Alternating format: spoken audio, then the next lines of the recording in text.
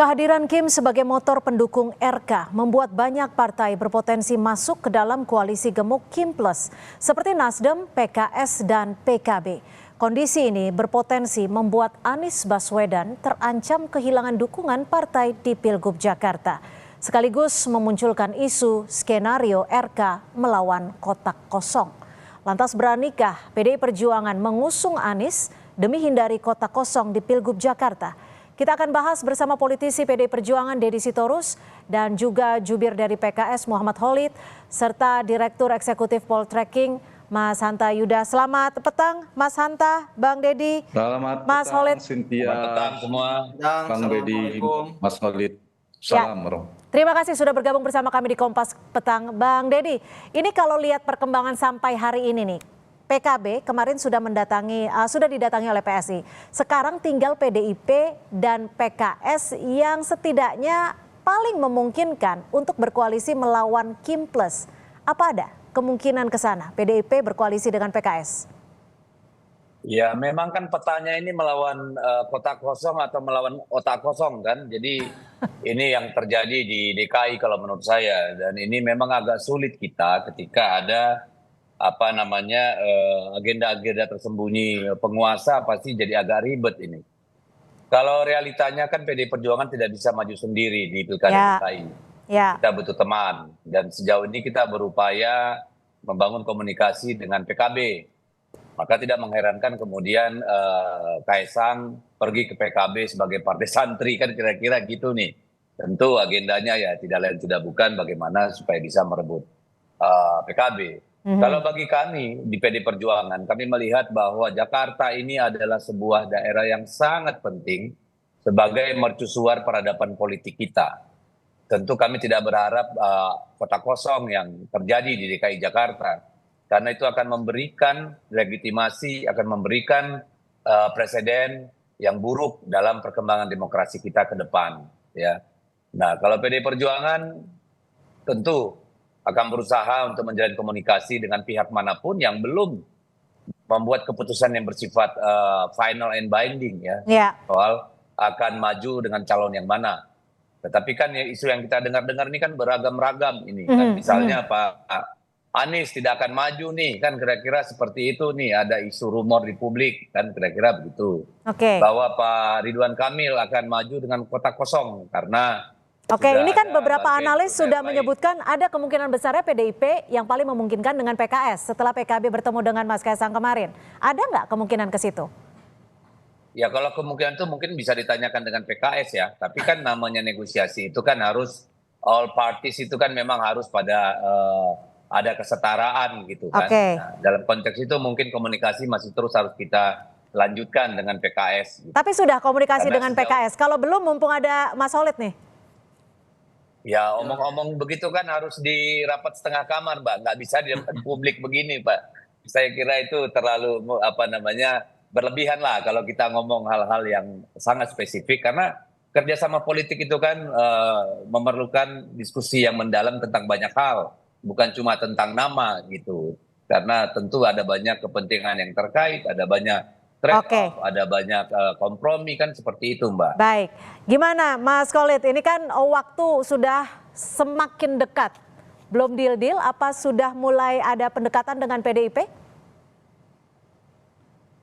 Iya, saya kira kalau spiritnya kita sama ya, kita ingin kualitas demokrasi semakin bagus, dan kalau porosnya semakin banyak semakin bagus juga sebenarnya, karena pilihan masyarakat, warga Jakarta akan semakin beragam.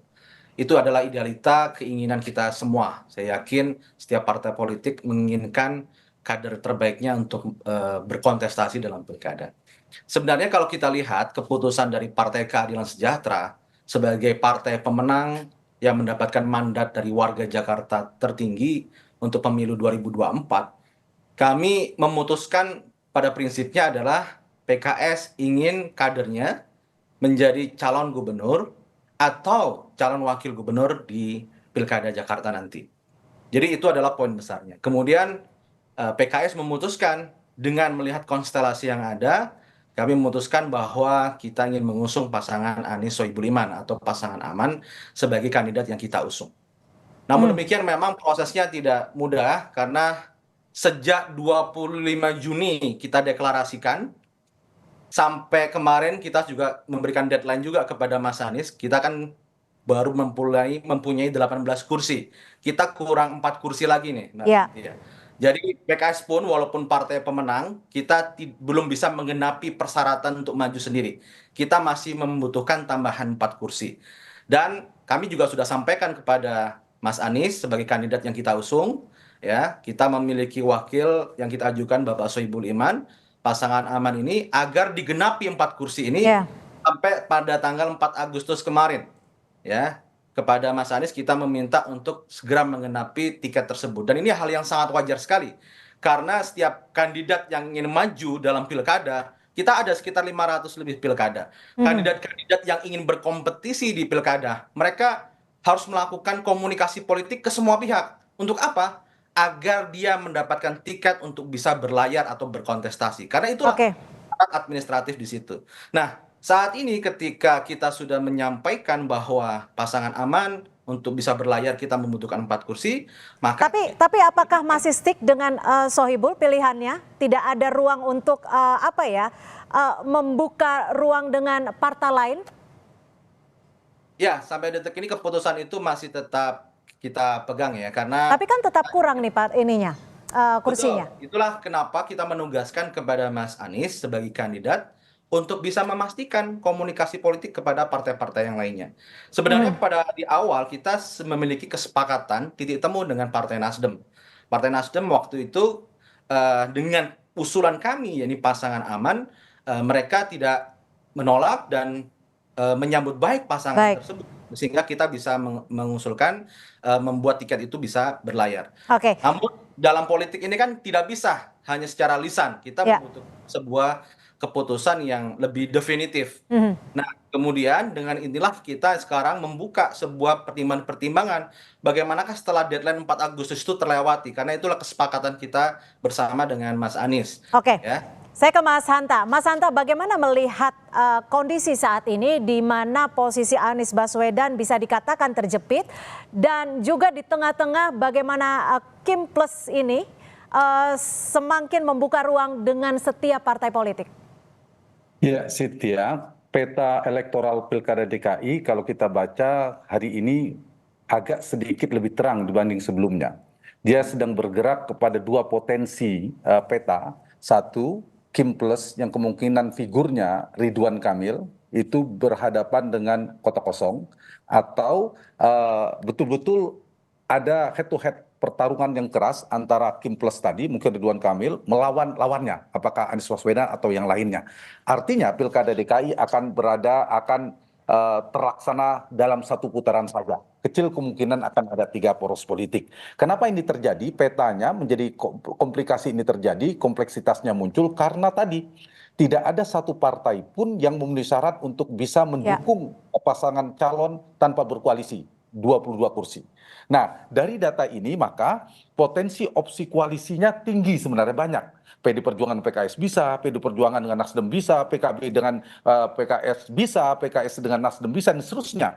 Tetapi di saat yang sama, peta yang koalisi opsinya ini besar juga menyimpan kerentanan yang amat sangat tinggi sekali. Jadi kemungkinan tidak terlaksananya koalisi lawan Kim Plus ini juga besar menurut saya, meskipun peluang untuk ada lawannya ada. Kenapa? Karena saya ingin jawab pertanyaan tadi, titik pisah atau daya tolaknya juga tinggi. Satu, dari 4 partai yang saya sebutkan di luar Kim hari ini, ada potensi benturan ideologi, tapi ini potensinya tidak terlalu besar. Misalnya 2 partai ini kerap disebutkan ada PD Perjuangan dan PKS, meskipun tidak mustahil mereka bisa bersatu. Yang kedua, soal cross kepentingan, posisi Wagubnya. Kita tahu PKS, Cynthia, sejak awal sudah memasang nama Sohibul Iman. Itu apa mungkin PD Perjuangan ingin mengalah? Tidak ada figur. Pada PD Perjuangan juga partai yang kuat di Jakarta, tidak ada figur itu. Sementara Anies Baswedan tidak bisa merepresentasikan PD Perjuangan atau nama-nama yang lainnya. Artinya persilangan kepentingan ini menjadi tantangan bagi Anies Baswedan untuk melakukan semacam mengambil titik tengah, mengagregasi semua kepentingan partai-partai yang saya sebutkan tadi, dan apakah mungkin PKS bersedia melakukan renegosiasi terhadap posisi Sohibul Iman tadi. Yang ketiga, titik pisahnya jadi tolaknya adalah yang ini sangat penting adalah komplikasi koalisi. Artinya apa? Partai-partai yang saya sebutkan tadi, selain PD Perjuangan, itu sangat besar sekali potensinya bergabung di dalam pemerintahan Prabowo yang baru ke depan. Termasuk PKS, apalagi Nasdem dan PKB. Nah, apabila terrealisasi koalisi Kim Plus itu meninggalkan sendiri PD Perjuangan, maka skenario skema hanya melawan kota kosong itu bukan mustahil akan betul-betul terjadi. Oke. Jadi kuncinya memang ada di PKS seperti tadi Bung Khalid mengatakan berpacu dengan waktu ya mereka. Nah, kalau kemudian mereka gagal membangun koalisi itu bisa jadi itu terrealisasi. Nah, posisi inilah yang menyebabkan kompleksitas itu terjadi. Tetapi sedikit saya ingin nambahkan, apakah mungkin Ridwan Kamil dan koalisi Kim Plus ini mendapatkan lawan? Mungkin saja, karena mereka punya daya atau titik temu juga, kedekatan ideologi, punya kedekatan veto player. Kita tahu PKB dekat dengan PD Perjuangan, PKS mungkin dengan Nasdem dan sebagainya. Yang ketiga adalah komposisi koalisi mereka. Persyaratan 22 kursi itu mengharuskan daya dorong mereka harus menambah satu partai lagi. Tapi saya ingin menambah analisanya dengan yang tadi sama. Komplikasi koalisi ini juga terkait dengan persamaan posisi koalisi. Artinya apa? Posisi mereka disamakan dengan memiliki lawan politik yang sama, kompetitor yang sama. Siapa lawannya? Lawannya adalah Kim, Prabowo, dan Jokowi. Nah, kalau ada partai di luar PD Perjuangan memiliki posisi yang sama, maka terrealisasilah di Jakarta Kim melawan lawannya. Tapi kalau itu tidak realisasi, maka prediksi saya Ridwan Kamil Bang Deddy, mungkin saja terjadi. Oke, Bang Deddy, lalu adakah strategi yang sudah disiapkan PDI Perjuangan setidaknya untuk menghindari Ridwan Kamil melawan kota kosong? Ya, strategi kita tidak leluasa ya Mbak ya, karena kan pilihannya juga terbatas.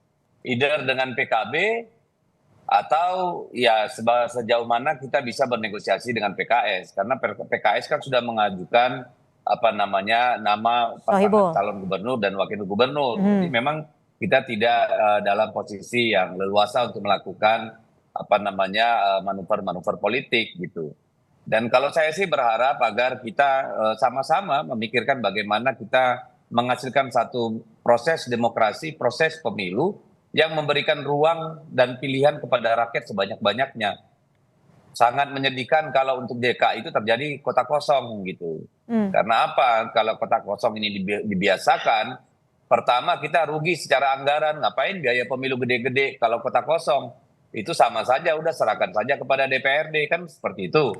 Yang kedua, ini juga akan membuat terjadinya oligarki dan politik dinasti di seluruh daerah di Indonesia ini. Karena apa? Kota kosong ini memanipulasi suara rakyat seolah-olah semua untuk urusan pilkada, padahal itu suara dari pileg. Lalu ada tidak kemungkinan untuk PDIP mengusung ataupun mendukung Anies Baswedan?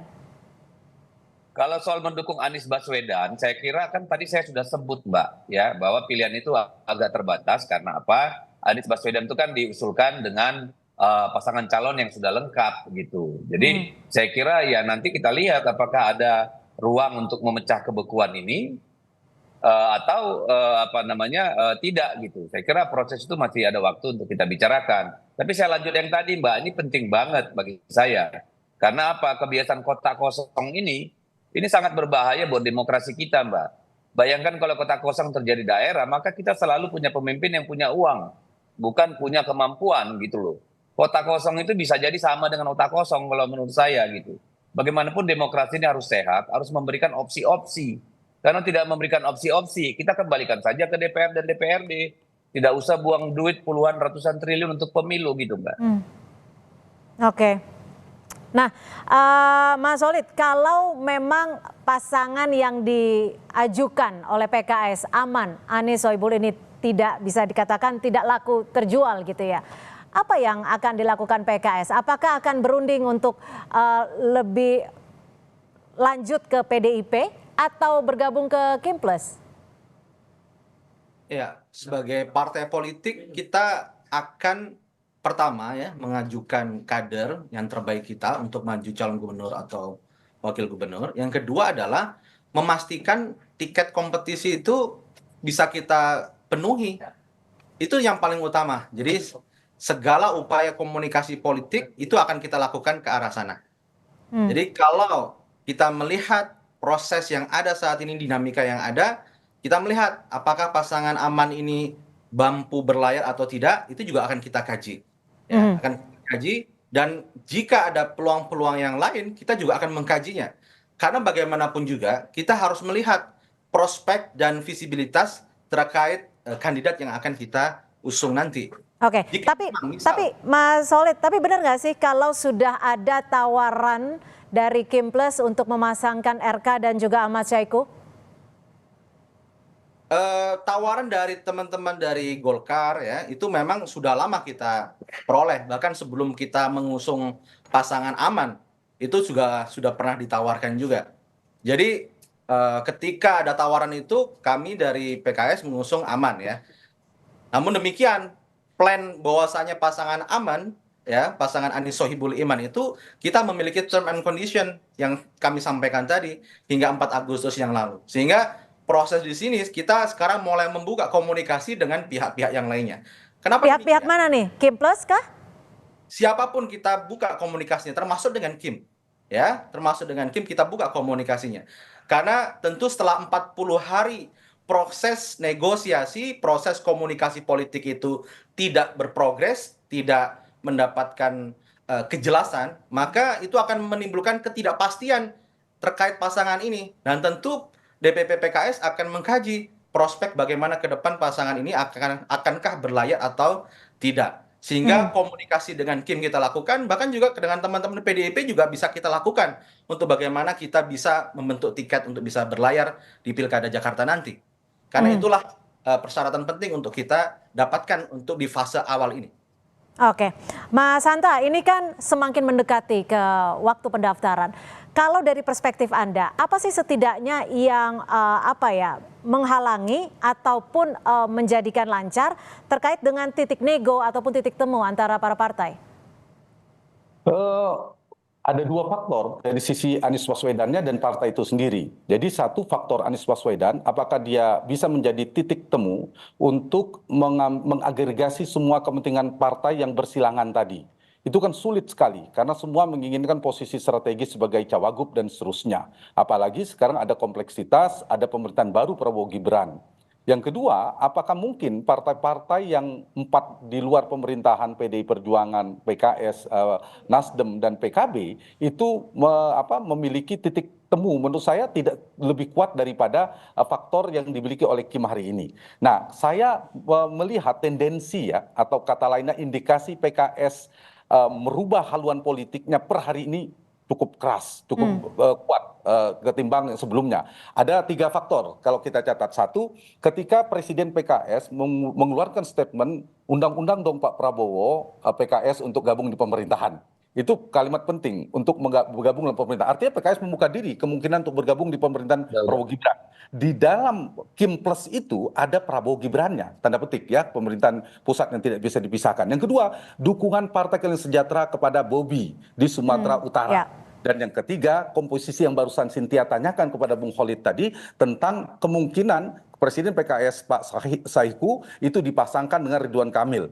Nah, ini 3 tendensi ini yang memungkinkan kemungkinan kotak kosong, skenario kotak kosong itu terbuka lebar. Karena apa? Karena mungkin saja secara kandidasi di mana strategi Kim memberikan posisi cagupnya diberikan kepada Ridwan Kamil yang merepresentasi Kim, cawagupnya kemungkinan besar, misalnya orang berpikir mungkin Kaisang sebagainya, tapi per hari ini menurut saya ada Kim Plus itu, yang di luar itu, yaitu PKS. Untuk apa? Untuk memecah potensi koalisi untuk melawan Ridwan Kamil atau Kim tadi itu. Nah, di posisi ini maka per hari ini sikap PKS menjadi penting. Begitu PKS misalnya betul-betul indikasi yang saya sebutkan tendensinya menguat, maka PD Perjuangan semakin kecil mendebatkan teman koalisi. Sementara Nasdem dan PKB itu relatif lebih mudah karena mereka kemungkinan besar bergabung di dalam pemerintahan Prabowo Gibran, pemerintah baru itu jauh lebih besar. Jadi membereskan versi Kim Plus tadi adalah kuncinya di PKS. Jadi posisi tawarnya PKS hari ini Pak Khalid sangat tinggi sekali. Dapat 3-3-nya nanti. Satu bisa jadi kompos baru PKS dapat cawagup, satu. Yang kedua kemudian diajak ke dalam pemerintahan dan lebih pasti ketimbang misalnya Sohibul Iman wakil dengan Anies kan belum pasti. Nah kalau berpasangan kita ngomong kepastian terlepas dari sisi soal demokrasi tadi ya. Nah itu yang membuat potensi skenario terbukanya Kim plus melawan kotak kosong per hari ini cukup besar, bukan agak besar, tapi cukup besar bahkan sangat besar. Tetapi kita tetap membuka peluang kemungkinan ada yang terlempar. Kita balik ya, ada terlempar masuk ke dalam Kim, tapi bisa juga yang gagal di ujung kemudian berhasil menjadi teman PD Perjuangan. Per hari ini dari awal analisis saya hanya percaya sepenuhnya PD Perjuangan yang bisa di luar pemilihan Prabowo Gibran dan juga mungkin di komposisi di Jakarta. Baik, kalau Mas ada hitungan politiknya tentunya realistis, bukan pilihan negatif tapi pilihan realistis. Baik, Mas Khalid, ini kuncinya di PKS. Singkat saja, apakah PKS berani untuk meninggalkan ataupun mengkhianati dalam tanda kutip grassroots-nya yang memang darahnya sudah ke Anies Baswedan dan maju ke Kim? Ya, seperti saya sampaikan tadi bahwa kita ini sejak dari awal memang tawaran-tawaran itu begitu banyak kepada PKS ya untuk di Pilkada DKI Jakarta. Kemudian kita mengusulkan Anies Baswedan dan Sohibul Iman itu adalah salah satu formula untuk menangkap aspirasi yang ada tadi. Tentu itu harus dibarengi dengan itikad semangat dari Mas Anies sebagai kandidat untuk bisa menggenapi 4 kursi tadi itu. Sehingga sejak awal kita mengatakan ini adalah rencana plan A kita, bahwa ini yang kita prioritaskan.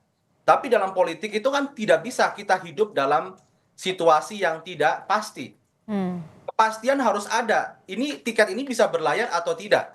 Dan inilah yang kita harapkan kepada Mas Anies sebagai kandidat dan kepada mitra-mitra teman kita untuk bisa memastikan apakah tiket ini bisa berlayar atau tidak. Tentu ketika tiket itu susah atau prospeknya tidak bisa berlayar, misalkan, maka kita harus bisa membuat opsi lain. Karena politik tidak dalam situasi yang sangat statis, tapi juga dinamis. Maka politik adalah seni kemungkinan, kita akan membuka opsi-opsi yang lainnya. Jika memang tiket ini tidak bisa berlayar. Baik, terima kasih Bang Deddy, Mas Khalid, dan juga Mas Hanta sudah memberikan perspektif di sore hari ini di Kompas Petang. Selamat sore. Sore, Assalamualaikum, Mas